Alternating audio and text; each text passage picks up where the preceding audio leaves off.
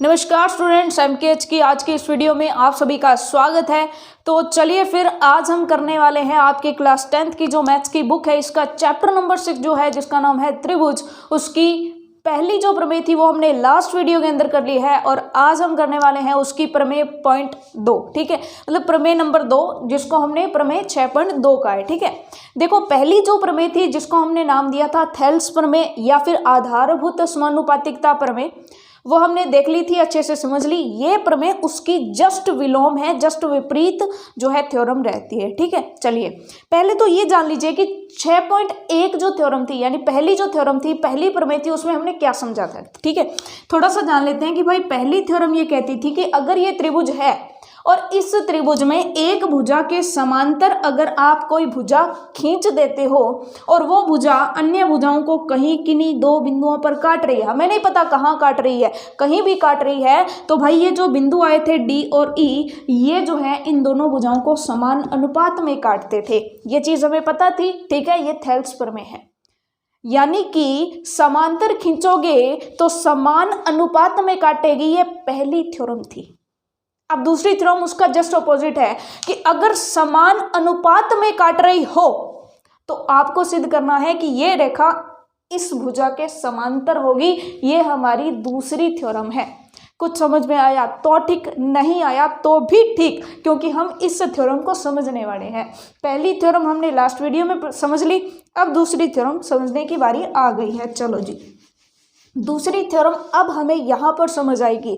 दूसरी थ्योरम का कथन देख लीजिए क्या कहता है, क्योंकि कथन देखते ही हमें दो चीजें ढूंढनी होती है कि भाई दिया क्या है और सिद्ध क्या करना है। ये दो चीजें कर ली, 50% काम खत्म। ठीक है, चलिए जी, कथन अच्छे से पढ़िएगा कि यदि एक रेखा त्रिभुज की दो भुजाओं को एक ही अनुपात में विभाजित करे तो ये हमें दिया गया है। क्या दिया गया है कि भाई एक भुजा जो है,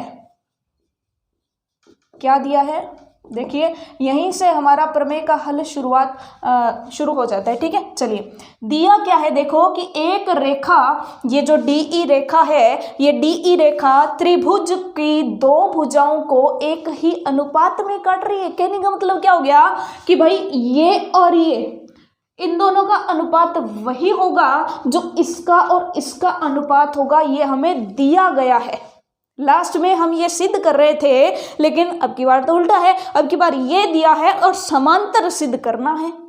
ठीक है जी, चलिए दिया क्या है समझ लीजिए कि भाई डीई जो है, डीई रेखा है, ये AB को और AC को समान अनुपात में काट रही है। कहने का मतलब कि इसका और इसका अनुपात, यानी AD बटे DE का अनुपात वही होगा, सॉरी DE नहीं DB, ठीक है ना, कि भाई AD और DB का अनुपात वही होगा जो AE और EC का अनुपात है। ये तो हमें दिया गया है, ये तो हमें दिया गया है, ये लीजिए। ठीक है, दिया क्या है ये तो हमने निकाल लिया। अब मैंने आपको बताया था कि प्रमेय में जहां पर तो आ जाए, तो के बाद वाला होता है कि क्या सिद्ध करना है। ठीक है, चलो सिद्ध क्या करना है, ढूंढे, सिद्ध करना है भाई, देखते हैं क्या सिद्ध करना है। प्रमेय को पढ़िए कि यदि एक रेखा त्रिभुज की दो भुजाओं को एक ही अनुपात में विभाजित करे तो, अब तो के आगे पता चल जाएगा क्या सिद्ध करना है, वह तीसरी भुजा के समांतर होगी। यानी DE इन दोनों भुजाओं को समान अनुपात में काट रही है, तो DE तीसरी भुजा यानी BC के समांतर होगी। ये सिद्ध करना है, यानी सिद्ध क्या करना है कि भाई DE, ये रहा समांतर का निशान, समांतर है किसके, BC के, ये हमें सिद्ध करना है। अब फर्स्ट थ्योरम में पता है क्या दिया था, फर्स्ट थ्योरम में ये दिया था, ये सिद्ध करना था, लेकिन अब उल्टा है, ये दिया है और ये सिद्ध करना है। ठीक है, चलिए तो सिंपल सी बात समझ में आ गई। हमें क्या दिया है कि भाई ये अनुपात दिया गया है और आपको DE और BC को समांतर सिद्ध करना है। कैसे करेंगे, चलिए सबसे पहले हमारा दो टॉपिक कंप्लीट हो जाए, मान लीजिए दिया है, सिद्ध करना है, ये सब पता चल जाए, तो उसके बाद तीसरा स्टेप आता है कि भाई कुछ रचनाएं करनी होती हैं। किसी चीज की जरूरत है तो वो हम लेकर आते हैं इस डायग्राम के अंदर। ठीक है, किसके माध्यम से, रचना के माध्यम से।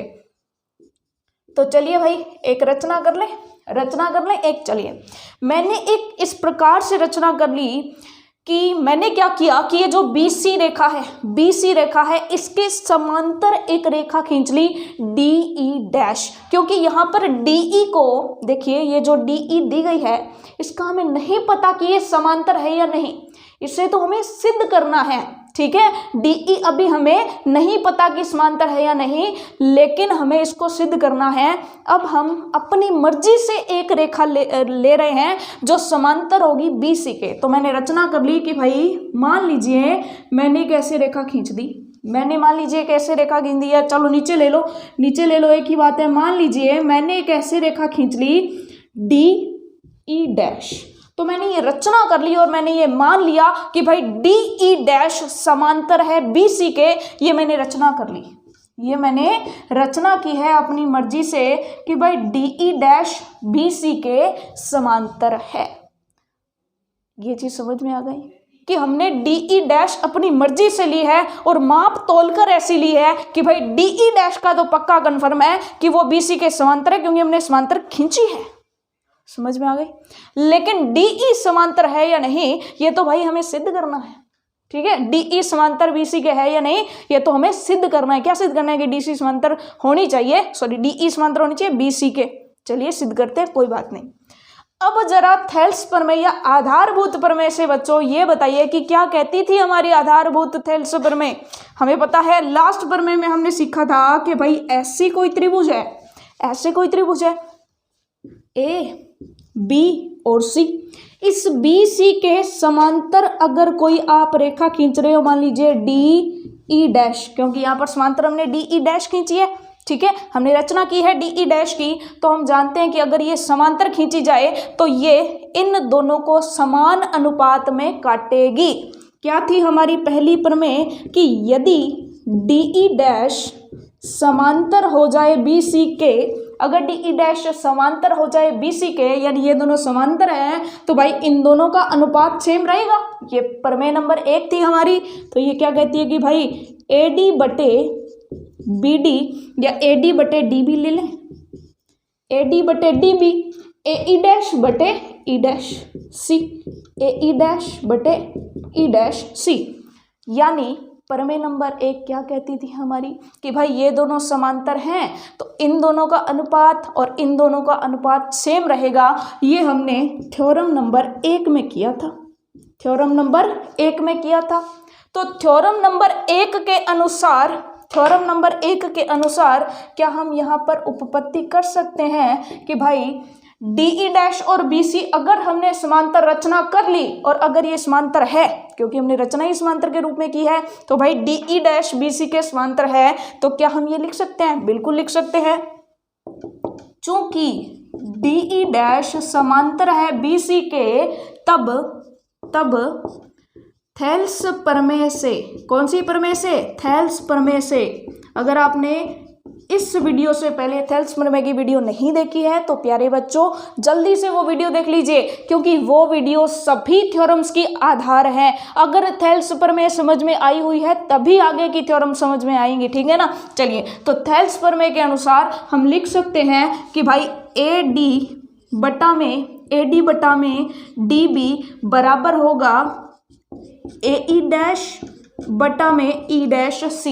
बताइए बच्चों, यहां तक तो कोई डाउट नहीं है क्या कि भाई पुराने वाली प्रमेय का उपयोग किया जिसमें कहते थे कि अगर एक भुजा के समांतर खींचोगे ना कोई रेखा तो वो बाकी दोनों को समान अनुपात में काटेगी।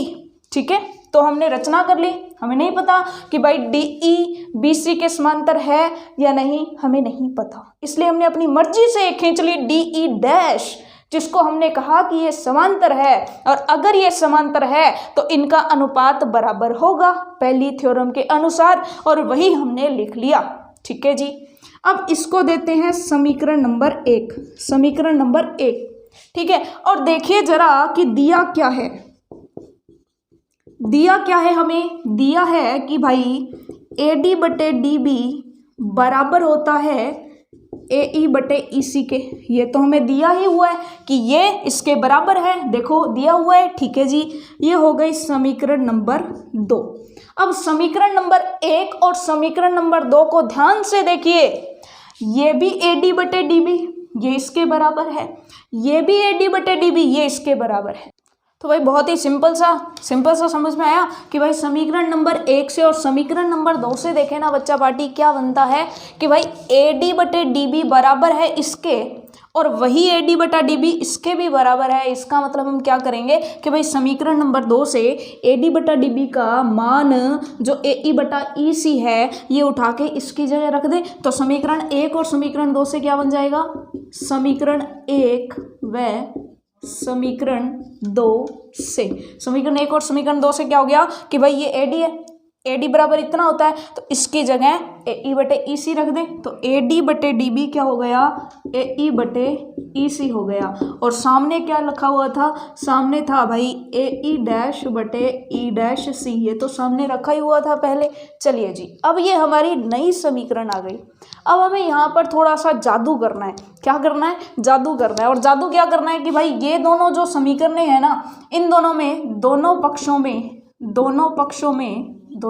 में एक जोड़ने पर, दोनों पक्षों में कितने जोड़ने हैं बच्चा पार्टी, एक जोड़ना है और एक जोड़ते ही जादू हो जाएगा, एक जोड़ते ही जादू हो जाएगा। चलिए इस जादू को कर देते हैं, फिर दोनों तरफ एक जोड़ते हैं तो क्या हो गया AE बटे EC प्लस 1 और इधर हो गया AE डैश बटे E डैश C प्लस 1। ठीक है, चलिए अब देखिए इन दोनों का लघुत्तम लेके सॉल्व करते हैं और इन दोनों का लघुत्तम लेके सॉल्व करते हैं। ठीक है, चलिए बट्टा में एक लघुत्तम लेना तो आता है ना, लघुत्तम लेना आता है, 10th क्लास में हुए हैं, हमें पता है कि भाई लघुत्तम लेना आता है। इन दोनों का लघुत्तम हो जाएगा EC। ठीक है, अब EC को इससे भाग देते हैं, EC को EC से भाग दिया, एक आ गया और एक होता है ऊपर गुणा तो AE आ जाएगा। लघुत्तम लेने का फॉर्मूला यही होता है। ठीक है, चलिए उसके बाद एक से भाग दिया EC को तो EC बचा। अब EC को ऊपर गुणा कर देंगे एक के साथ तो EC आ गया। यही होता है लघुत्तम लेना, आता है ना। चलिए कमेंट करके बता दीजिएगा एक बार, लघुत्तम लेना तो आता है ना। E डैश C और एक का लघुत्तम E डैश C। ठीक है जी, समझ आया, क्लियर बात। उसके बाद E डैश C को E डैश C से भाग दिया, एक होता है ऊपर गुणा तो AE डैश आ गया प्लस। अब देखो एक से भाग दो E डैश C को, E डैश C ही बच गया। अब E डैश C ऊपर एक के साथ गुणा जाएगा तो ये हो जाएगा E डैश C। अब देखो भाई, अब असली जादू यहाँ काम करने वाला है। AE और EC, A से E आ जाओ और E से C आ जाओ, कहाँ पहुँच गए, AC पर पहुँच गए। तो भाई AE और AC टोटल क्या बन गया, AC बटा में क्या है EC। समझे ना कि भाई A से पहुँचो E और E से पहुँचो C तो ओवरऑल कहाँ पहुँच गए, A से पहुँचो E, E से पहुँचो C तो पूरा कहाँ पहुँच गए, A से C। तो इन दोनों का योग AC बन गया। बराबर में क्या है भाई, बराबर में देखो जरा, बराबर में A से पहुँचो E डैश, A से पहुँचो E डैश और E डैश से पहुँचो C तक, A से पहुँचो E डैश और E डैश से पहुँचो C तक, A से C तक पहुँच गए वापिस से। और बटा में क्या है भाई, E डैश C है। यहाँ तो कोई डाउट नहीं है ना। चलिए यहाँ तक कोई डाउट नहीं है, कमेंट करके जल्दी से बता दीजिए कि हाँ भाई यहाँ तक तो कोई डाउट नहीं है, यहाँ तक कोई डाउट नहीं। अब क्या करें, इनको पलट लें, यानी व्युत्क्रम कर लें। क्या कर लें, व्युत्क्रम लेने पर यानी इनको पलट लें तो इधर ध्यान दो बच्चा पार्टी, क्या आ जाएगा EC बटा में, देखो यहाँ पर था AC बटा EC, इसको पलट लिया, EC ऊपर आ गया, नीचे हो गया AC। इसको भी पलटो, E डैश C ऊपर AC नीचे। चलो जी, बिल्कुल पूरे जोश के साथ लास्ट तक पूरा जोश बना रहना चाहिए क्योंकि थ्योरम बहुत छोटी सी है ये। ठीक है, AC से AC को काटो, AC से AC कट गया तो बचा क्या, बचा ये भाई कि भाई EC बराबर है E डैश C। बस यही तो हमें चाहिए था। अब जरा सोच के बताओ कि भाई C से E भी उतनी दूर है और C से E डैश भी उतनी ही दूर है, C से E डैश भी उतनी दूर है, C से E भी उतनी दूर है। इसका मतलब E डैश और E एक ही चीज़ है, E डैश और E एक ही चीज़ है। सोचो जरा, सोचो कि भाई यहाँ पर है C, ठीक है, एक लाइन खींचते हैं, ये खींच ली लाइन। ठीक है, अब देखो यहाँ पर रख दिया E और यहाँ पर रख दिया E डैश। अब इनमें छोटा कौन, तो आप कहोगे EC छोटा, बड़ा कौन ई डैश सी बड़ा, ठीक है, ई डैश सी, अच्छा ई डैश सी पास में है, सॉरी ई डैश सी पास में है, ठीक है। अब देखो छोटा कौन, ई डैश सी, और बड़ा कौन, सीधा ई सी। ई सी बड़ा है और ई डैश सी छोटा है। क्या ऐसा हो सकता है कि ये दोनों दूरियां सेम हो, यानी सी से ई डैश भी उतनी ही दूरी पर और ई भी उतनी ही दूरी पर है। इसका मतलब ये दोनों एक ही पॉइंट पर हैं। ई कोई अलग पॉइंट है ही नहीं, ई डैश ही तो ई है। जब ई डैश ही ई है इसका मतलब ये दो लाइनें नहीं है, ये एक ही लाइन है, क्योंकि सी से ई डैश भी उतनी ही दूरी पर है और ई भी उतनी ही दूरी पर है। इसका मतलब ई और ई डैश सेम है, तो इसका मतलब ई क्या है, ई क्या है, ई डैश ही है। समझ आया कि भाई ई अलग नहीं है, ई डैश ही ई है, तभी तो ये दोनों सेम दूरी पर होंगे। सी से ई डैश भी उतनी दूरी पर और सी से ई ही उतनी दूरी पर। समझ गए ना। अब हमने रचना क्या की थी, रचना क्या की थी कि भाई डी ई डैश, सॉरी रचना ये रही, डी ई डैश समांतर है बी सी के। जब डी ई डैश समांतर है बी सी के इसका मतलब डी ई भी समांतर है बी सी के। तो आप यहां पर क्या लिख दोगे, अर्थात ई डैश व ई एक ही बिंदु है, एक ही बिंदु है। भाई बता दो कि भाई ई और ई डैश एक ही बिंदु है, क्योंकि सी से दोनों सेम डिस्टेंस पर है, सेम डिस्टेंस पर है, इसका मतलब एक ही बिंदु है, एक ही बिंदु है। इसका मतलब जब डी ई डैश समांतर है बी सी के इसका मतलब डी ई भी समांतर होगा बी सी के। तो यही हमें सिद्ध करना था। इसके आगे लगाओ हेंस प्रूव्ड इति सिद्धम, और ये हमारी थ्योरम प्रूव हो गई, क्योंकि भाई हमें सिद्ध ही यही करना था कि डी ई बी सी के समांतर है। एक बार रिपीट कर दूं, बच्चा पार्टी एकदम क्लियर हो जाएगा, है ना। आपको भी क्या करना है, थ्योरम समझ ली, उसके बाद एक बार लिख के देख लेना, एकदम बिल्कुल माइंड में क्रिस्टल क्लियर हो जाएगी। ठीक है, चलो दिया क्या था भाई, एक बार सारा का सारा फोकस यहाँ, नोट वगैरह मत करो, पेन छोड़ दो, एक बार सारा का सारा फोकस यहाँ पर ले आओ। हमें दिया था कि भाई देखो पहले तो कथन पढ़ो कि यदि एक रेखा त्रिभुज की दो भुजाओं को एक ही अनुपात में विभाजित करे, यानी ये रेखा दोनों भुजाओं को एक अनुपात में विभाजित कर रही है, इसका मतलब कि भाई एडी और डीबी का अनुपात वही रहेगा जो एई और ईसी का अनुपात रहेगा। पहले यहाँ पर दो लाइनें थी तो वहां पर एई और ईसी आ गया। चलिए जी, सिद्ध क्या करना था कि वो तीसरी भुजा के समांतर है। तो यहाँ पे पहले देखो, पहले यहाँ पर इस तरह से ई था, इस तरह से ई था पहले वाला डायग्राम है वो, ठीक है। चलो तो डीई समांतर है बीसी के, ये सिद्ध करना था, लेकिन हमने अपनी तरफ से मान ली एक डीई डैश जो बीसी के समांतर है। फिर हमने थेल्स प्रमेय से देखा, थेल्स प्रमेय से क्या किया कि भाई जब समांतर होती है तो सेम अनुपात में काटती है, लेकिन समांतर है कौन, डीई डैश समांतर है, मतलब एडी बटे डीबी बराबर होगा एई डैश और ई डैश सी। यही हमने यहाँ पर लिया था।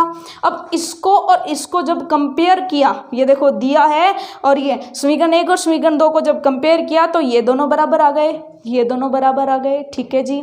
इन दोनों में +1 किया तो ये रिजल्ट मिला, तो भाई ये रिजल्ट मिला। और इसमें हमने जब व्युत्क्रम लिया तो ये आ गया, AC से AC कैंसिल आउट, EC और E' सेम आ गया, जिसे हमें पता चल गया कि भाई E और E' एक ही पॉइंट है, अलग अलग नहीं है। जब अलग अलग नहीं है और DE डैश समांतर है BC के, तो भाई DE भी तो BC के समांतर हो गया। तो ये जादू कर दिया है ना, एकदम जादू चालाकी के साथ थ्योरम सिद्ध कर दी, हैंस प्रूव्ड। चलिए जी, अगर थ्योरम पसंद आई यानी भाई पढ़ाने का तरीका पसंद आया, वीडियो अच्छी लगी तो लाइक करना और शेयर ज़रूर करना। चलिए स्टूडेंट्स, हम आपके सपनों को इसी तरह सपोर्ट करते रहेंगे। Thank you so much, bye bye.